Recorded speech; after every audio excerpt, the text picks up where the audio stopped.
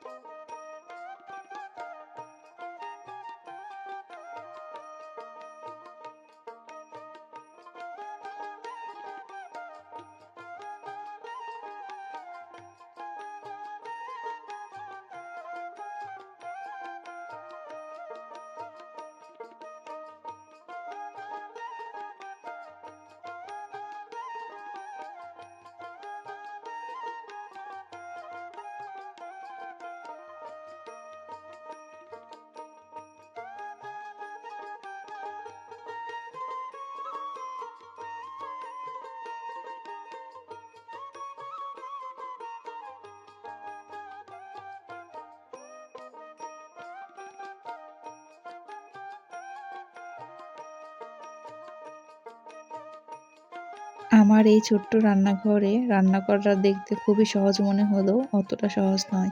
দেখেন একটু পর পর আগুন নিভে যাচ্ছিল, তারপরে বারে জ্বালিয়ে দিচ্ছিলাম। আবার দেখা যায় ছোট জিনিস ধরতে গেলে অনেক সময় হাতে ছ্যাঁকাও লাগে। তো কষানো শেষে এখানে আমি পানি ঝোল দিয়ে দিলাম। তারপরে প্রায় হয়ে গেছে আমার তরকারি, তার জন্য আমি এখানে চাল মেপে নিচ্ছি। আজকে আমার কিচেনে রান্না হবে খিচুড়ি। তো খিচুড়ির জন্য চাল মেপে নিচ্ছি, আর ওইখানে আছে ডাল, দুটো মিক্স করে দেন খিচুড়ি রান্না করা হবে।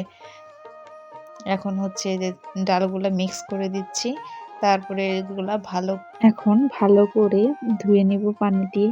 তো পানি দিয়ে নিলাম, তারপরে এটা ভালো করে কষলিয়ে ধুয়ে নিব। তারপরে এটা আমি আজকে একটু কষায় রান্না করব, ভেজে রান্না করব, যাকে বলে ভুনা খিচুড়ি যাকে বলে। তো এর জন্য আমি প্রথমেই একটা ডিস্কুই পাতিল বসিয়ে দিয়েছি। তারপরে এখানে পরিমাণ মতো তেল দিয়ে এখানে সকল প্রকার মশলা এলাচ, দারচিনি, তেজপাতা, লং যত প্রকার মশলা আছে খিচুড়িতে দেওয়ার জন্য সবগুলাই দিয়ে নিব। তারপরে দিব পেঁয়াজ, কাঁচামরিচ আর রসুন বাটা। প্রথমে গরম মশলাগুলো ভালো করে ভেজে তারপরে দিয়ে দিব হচ্ছে পেঁয়াজ কাঁচামরিচ। তারপরে এগুলো আর একটু ভালো করে ভাজবো, ভাজার পরে দিয়ে দিব হচ্ছে গুঁড়া মশলা, মানে হলুদ, মরিচ, ধনিয়া, লবণ এগুলো দিব।